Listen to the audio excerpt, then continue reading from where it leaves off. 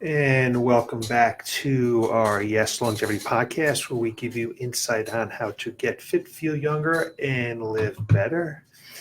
Thanks for coming on board today. We've got just a few things for housekeeping. Number one, we are closed on July 4th. We will be open July 3rd and July 5th for all our normally scheduled sessions. So hopefully everybody will get their workouts in before the holiday or right after the holiday. They won't miss out on anything. And second, in July and August, we will be trying out a new little challenge. It's our Run from Burlington to Boston challenge, where you're going to try to burn as many calories as it would take to run from Burlington to Boston in those 2 months. And if you do, you get a prize. So just a little way to keep everyone on track during those dog days of summer. Today we're going to talk about plateaus, and for anyone, so most of us who have exercised or tried to create some kind of change in our fitness level, we've experienced a plateau. They're not a whole lot of fun, especially can be frustrating for those who are really following the plan strictly to the point, and all of a sudden the brakes are put on and we no longer get a change in our fitness level. We get a little period of stability. We can't lose any more weight. We can't seem to get any leaner. We can't do any more repetitions. We don't seem to be able to lift any more weight. Well, there are ways to blast through those plateaus, and today I'm going to try to give you a little bit of insight on how to do that. So a plateau tendency is to occur during the honeymoon period, a phase in which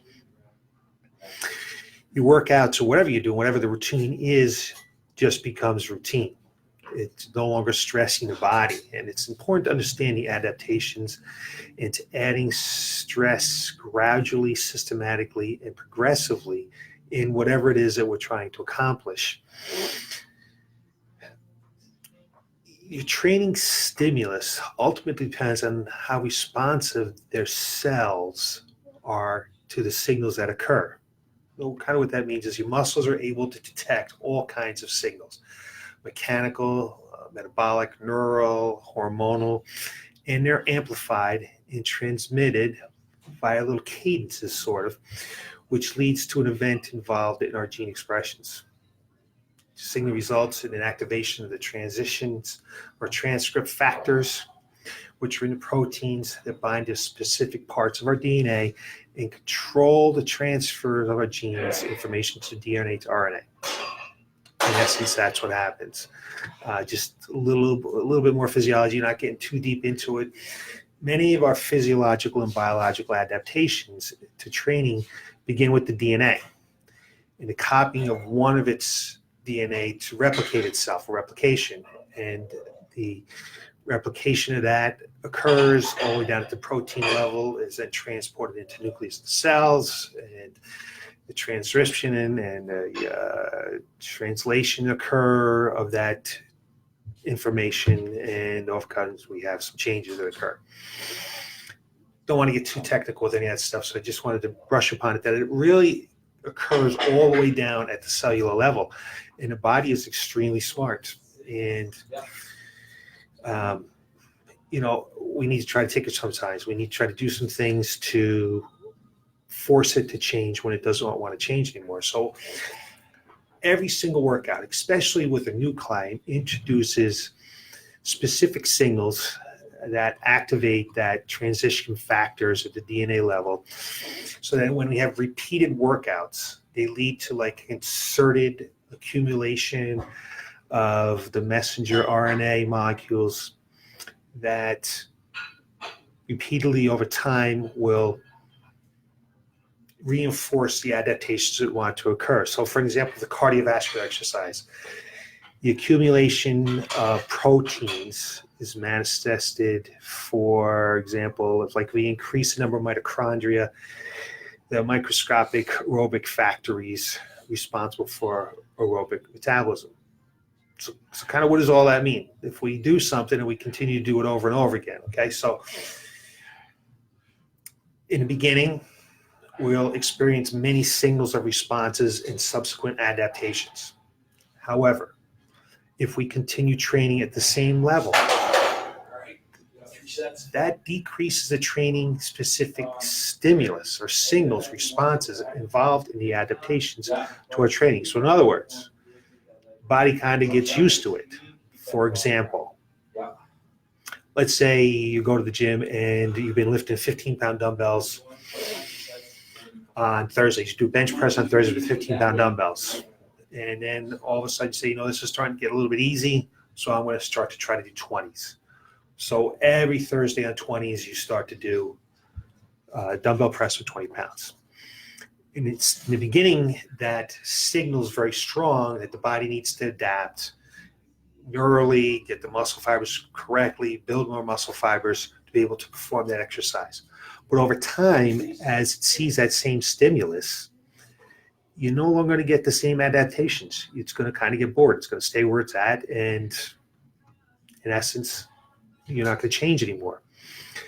So to become more fit and to continue to see results, you have to gradually and systematically and progressively increase the amount of stress in order to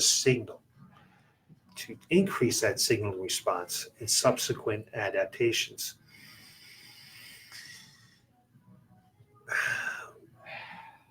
Now, an untrained person, the improvements of physical training are much quicker, even with just modest training. So if a sedentary person who works out with a trainer 2-3 times a week are going to see some great improvements very quickly. However, as that client or that person undertakes more and more training, the return on the investment becomes less and less. The more fit the person gets, the harder it is to improve fitness, despite even a lot more training. Therefore, everybody has to or will eventually reach some kind of plateau, but the goal is to delay when that plateau occurs. It's going to occur. The goal is to try not to let it occur or try to have that occur as far out into the future as possible. So there's some different ways. And first, we're going to talk about some strength training and some cardiovascular training and how we can manipulate that to improve or continue to improve in those areas. And then a little bit later on, I'll talk about nutrition and diet, because that's typically what people want to know about. They plateau in their fat loss, and what can I do about it? So even in the strength training portion of this live broadcast, we'll talk about some things that you can do that's going to help you with your fat loss. So an area or a method that we use in our programming, so that we're systematically making changes, is something that's called periodization. It maximizes our fitness and performance. It's by structuring our training programs into periods or phases of time, use program variations in the training loads and the recovery in a cycling fashion. And this allows us to force the body to do what we want it to do. So it involves, training stimuluses and one or two of the variables of time and manipulation of a systematic changing those variables over the course of a training program. And as you change those stimuluses, the body will adapt and change. And this is how we keep from plateauing.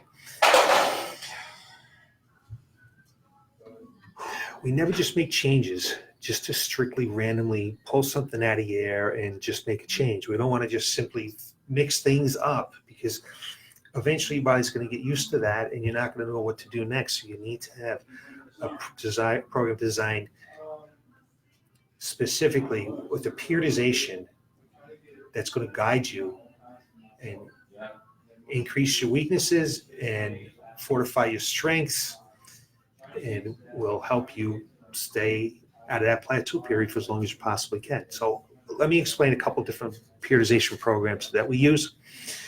There's a few different ways. There's a traditional way, which we call linear periodization. So during the training phases as we go along, for example, we program 8, 10, 12 phases along in our periodization. We don't just create a workout from this workout to the next workout to the next workout. We create a phase of a program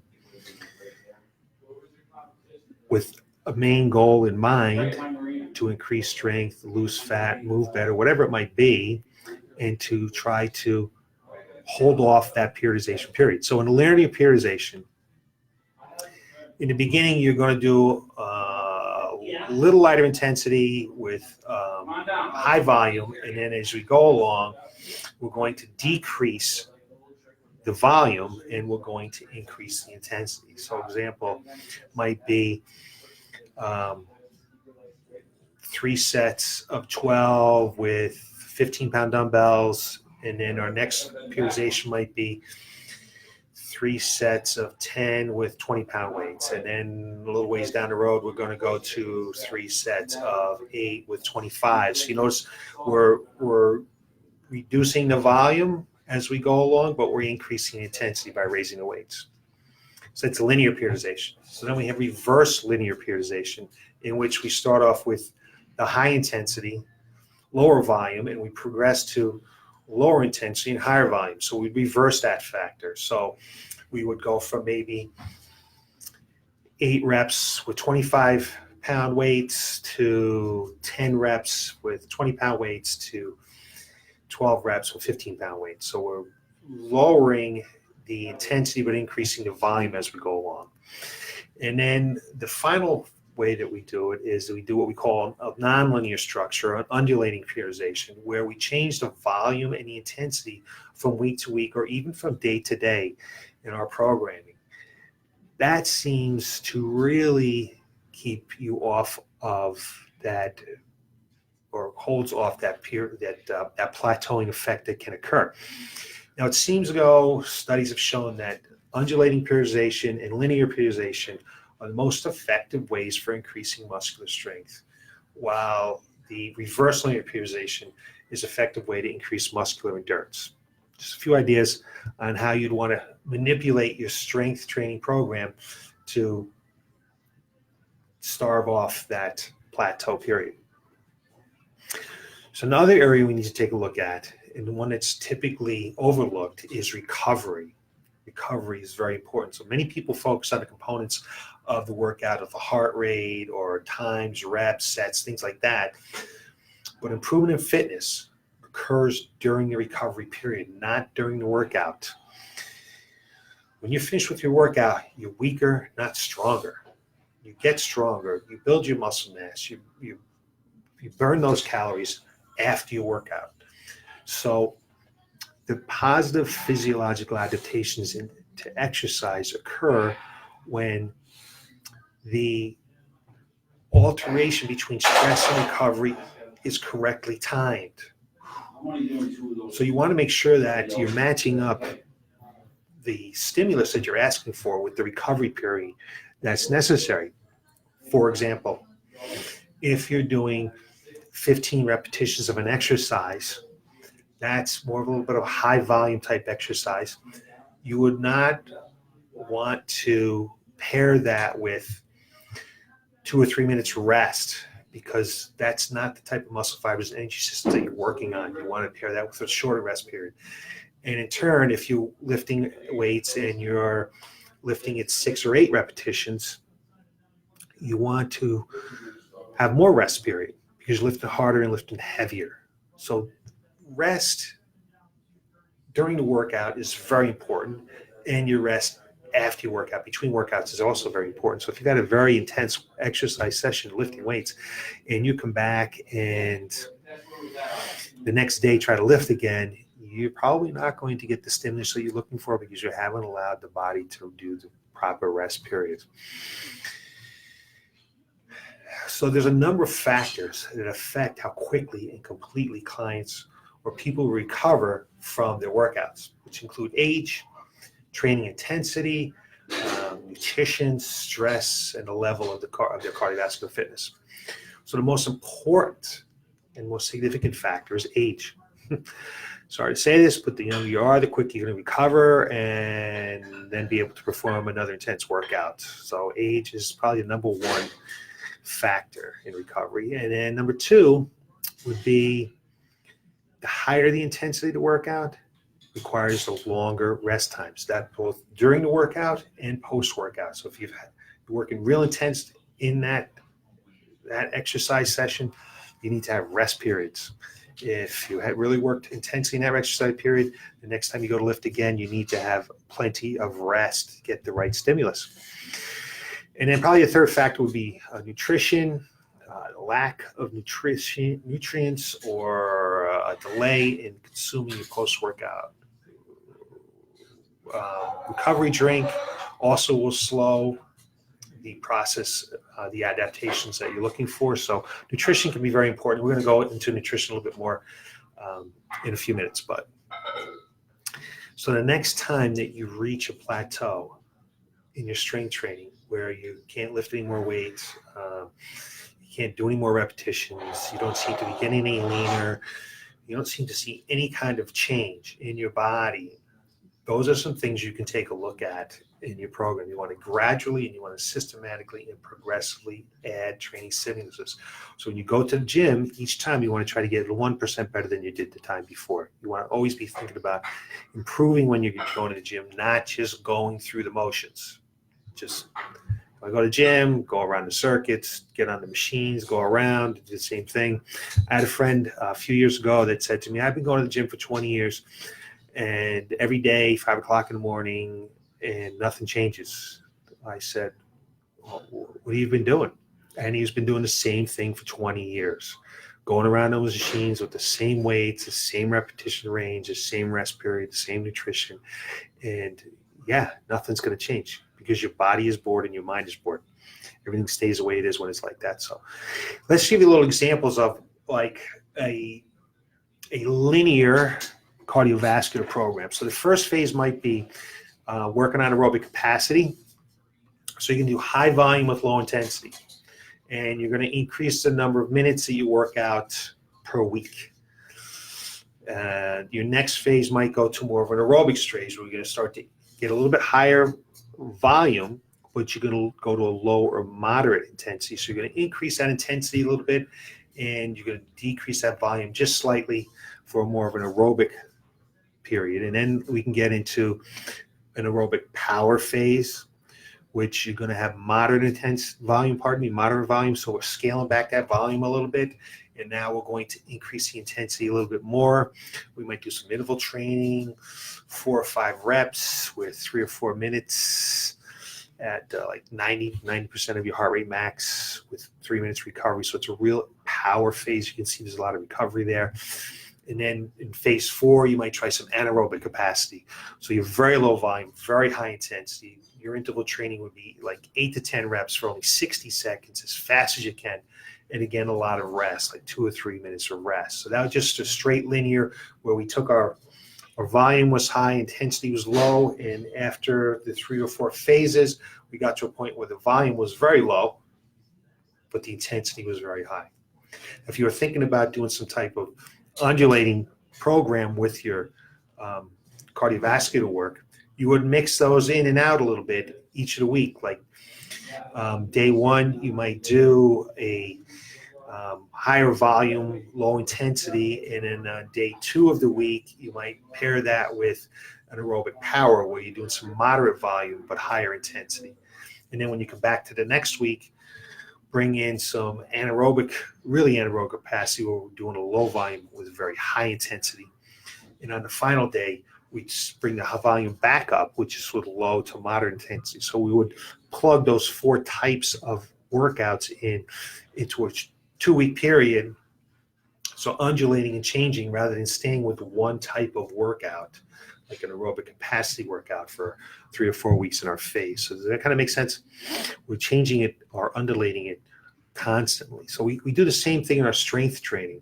So you could start off with just a straight linear program where we do a strength training phase where we do some high volume, some low intensity, 15 to 20 reps, lighter bit of weights, not a whole lot of rest. And then phase 2, we'd come in with more of a hypertrophy phase where we still do some high volume, but we're going to increase our intensity from low to moderate, maybe in the 10 to 12 rep range with about 2 minutes rest at maximum. And then we come into a phase 3 for 3 or 4 weeks where we would go for a low to moderate volume, but a little bit higher intensity. So we're like at 6 to 8 reps.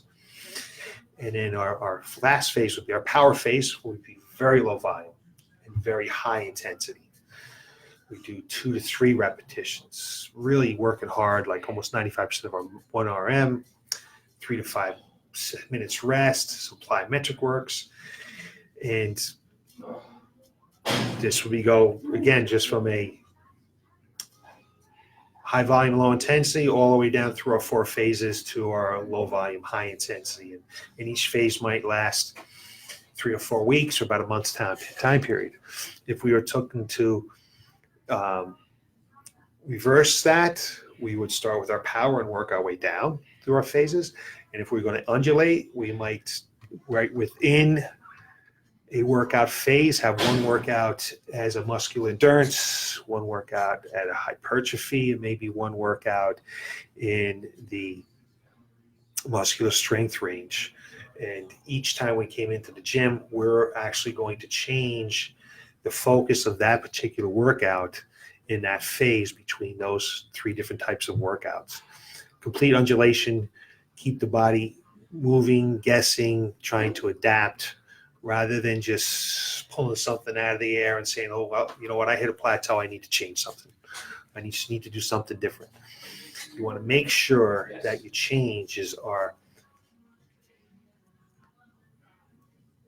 for a purpose, for a reason, and they're planned. And you're getting some kind of progressive overload. Have a goal in mind. That's what I was thinking, have a goal in mind. I forgot what I was thinking about. So if we're going through a plateau and we're thinking about we need to take some change, here are some questions you can ask yourself to help you decide what you need to change. So question 1 is, what is it about your workouts or your eating habits that feel kind of stale? They feel stale to you. You know, what is something that not exciting you anymore, not pushing you anymore? What might have worked well before, and you can try it again. You may have had some success doing something else before, and let's see if we can figure it out and do that over again. Repeat history some. What do I want to feel different physically and emotionally with my workouts? So again, what kind of feels stale? What are we looking for? How are we looking to feel when we're done with our workouts? What specific changes do I want to see happen in the body? Again, let's go back to the goal. What are we trying to accomplish? If we can't create a plan if we don't know where we're trying to go. We need that goal, and then we need to reverse engineer it and figure out how we're going to get there. Who can help you coach you through these changes? Maybe you need to get a friend to keep you more motivated. Who can support you in your efforts? So these are all the things that you can just kind of question yourself about, see if you can figure out what you can do, where you should start with changing your program. So some other areas that we might want to try to tweak in your program to help you make some changes. And some of these areas right now we're going to talk about is to make body composition changes, not necessarily strength changes or hypertrophy changes. Nutrition, stress management, and sleep. Those 3 things we're going to take a look at right now. So when it comes to nutrition, it's not always about being compliant. You may be following the plan perfectly, but within that plan, there may be some nuances that need to change because you've been doing it the same way all the time. For example, you might not be utilizing a starchy carbohydrate for your post-workout nutrition. You might be having the same breakfast all the time. Your spacing might be off because we want to try to eat throughout the day. So there's different areas that you need to take a look at. And probably one of the best things you can do is journal so you can see these things, so you can figure out what it might be. There are times where you might restrict your calories too much, allowing your body to halt your fat loss. And there might be times like, for example, if you've been losing fat over time and you've lost a significant amount of fat, your caloric intake will be decreasing. The amount of calories you need to maintain your weight should be getting less because you're getting smaller.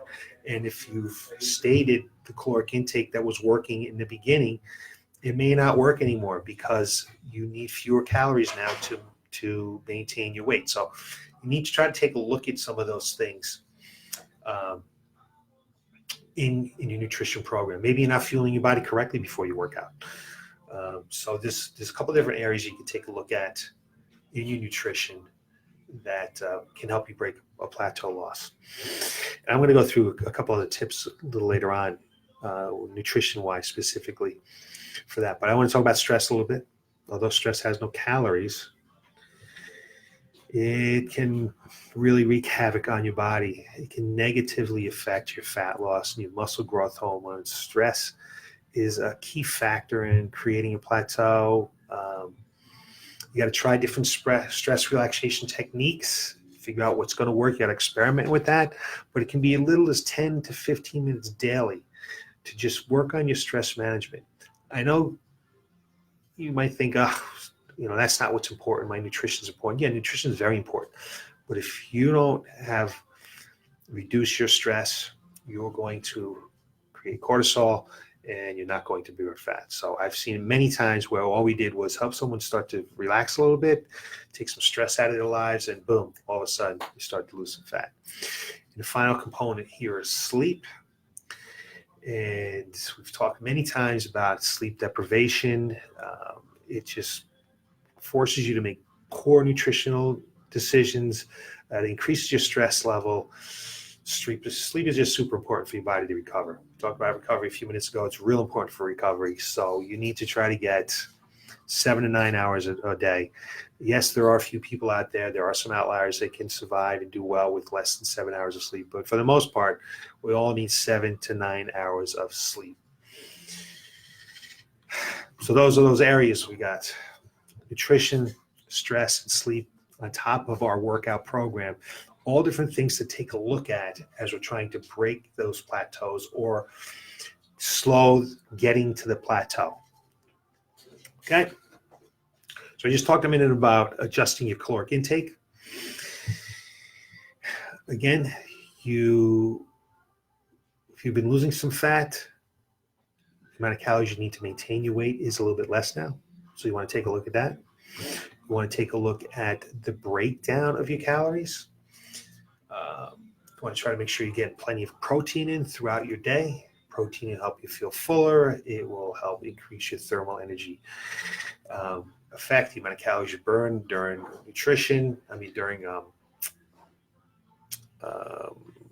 during digestion. So these are some things that you want to try to take a look at. You want to take a look at eating throughout the day to keep your metabolism up. Because as we lower those calories, we can slow that metabolism down. You're not going to burn the fat anymore. So next thing you take a look at, you can try to increase some fiber. You want to get 25 or 30 grams of fiber a day, eating a lot of fresh fruits, vegetables, whole grains, things like that. Rolled oats, steel oats, nuts, seeds, berries, things that we've talked about before, beans, black beans, peas, chickpeas, all those kind of things. Apples got a ton of fiber in them, going to help you feel full. And there's been some studies that show that if you get up to 30 grams of fiber a day, that is going to help you lose weight, reduce your blood pressure, increase your sensitivity to insulin. So all those kind of things are great. So swap those cookies out, swap that other stuff out, start to eat some really good healthy foods for yourself. And another thing we always promote here is that you want to try to have a little bit of a cheat here and there. So if you've been doing real well and all of a sudden stand still, can't lose any fat, that scale is not moving. One thing we urge people to do is actually to have a planned splurge rather than call it a cheat. It's a splurge. Cheat's got a little bit of a negative connotation to it, so we want a splurge. And you're not going to sit down and splurge and eat 3,500 calories, which in theory is 1 pound of fat. It's just, especially if you've been restricting your calories, you'll be bloated. You'll feel terrible. You're not going to eat 3,500 calories, so you're not going to gain. But what that will do is it's kind of the best way to amp up leptin production, and it's to eat some more carbohydrates, and it's that leptin that makes you feel satisfied, and it tells the brain that you're not starving yourself, that you're not restricting calories.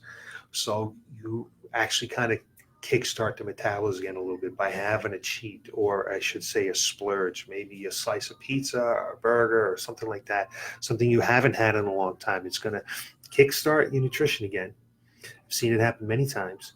It's going to help you mentally. So we like to have people have a splurge 1, 2, maybe even 3 times a week. And that keeps the process going and kind of wards off that plateau that could occur. We talked a little about eating regularly and every 3 or 4 hours to keep that metabolism going, keep your blood sugar levels nice and easy. Always drink plenty of water. Take a look at how much water you're drinking. The very first thing we tell people is to make sure you're drinking half of your body weight in water. Another place to take a look at is maybe you should be drinking a lot of water before you eat to help fill you up a little bit and curb your caloric intake. Yeah, I'm pretty sure I hit upon everything that I was going to talk about. There's all different little areas you can take a look at. So in your nutrition, in your sleep habits, in your recovery, in your exercise phases, make sure everything's planned. These are all different areas to take a look at when you hit a plateau. Write down your exercise program. Write down what you're doing. You can't just go into the facility and go off the top of my head, well, I did 20 pounds this week. Well, how many repetitions did you do? How many sets did you do? If you've been doing those same reps and sets for a couple of weeks now, for a couple of workouts in a row, something needs to change. You need to make it a little bit harder somehow. You need to progressively overload that. Write down your food. See, hey, you know what? I am eating a little bit more than I was before. I'm missing some snacks in here that I should normally have, or I'm not getting enough protein in. Always diary everything, and you'll be able to see that. That's the data that will tell you what you need to change right from there. And finally, make sure you power through this with confidence. Make sure that you know in your mind you can get it done, because a negative attitude will not produce the results you're looking for. You must stay positive. You must know that you can break the plateau if you're serious about making the changes you want to make. So good luck with that information. I hope he gave you some really usable information for the next time you hit a plateau, what you can do to try to hold off getting to a plateau period so you continue to make the changes and get the results that you're looking for. Actually, I'll give me one little example here. A woman that did our Fit in 42 that got tremendous results, kind of plateaued a little bit. She coaches, so her exercise schedule got messed up a little bit. Her nutrition got messed up a little bit. Wasn't quite getting the same results she wanted to get. So she needed to refocus, join our Summer Sizzle program. That refocus of taking a look at her exercise and the nutrition, all the different areas and the components that we talked about, got her back on track again, and she's losing some fat again. She's going to reach a level in her weight that she didn't think she'd ever be at again. But she's already done that a couple of times now. She's broke through some levels, lost some fat that she didn't think she'd ever be able to do. So again, she just changed some things up. She changed them up with a plan in place and what she wanted to do. And she had some goals in mind. And with those goals, we decided what changes she needed to make. So hope that helps. If not, always give me a call, email me, give me a Facebook message. I'd be more than happy to help you with that. I'm here to help people. That's what I do. So that's it for this evening. Thanks for watching. Look for more information on how to get fit, feel younger, and live better next Tuesday at 3:30. Have a great night. Thanks.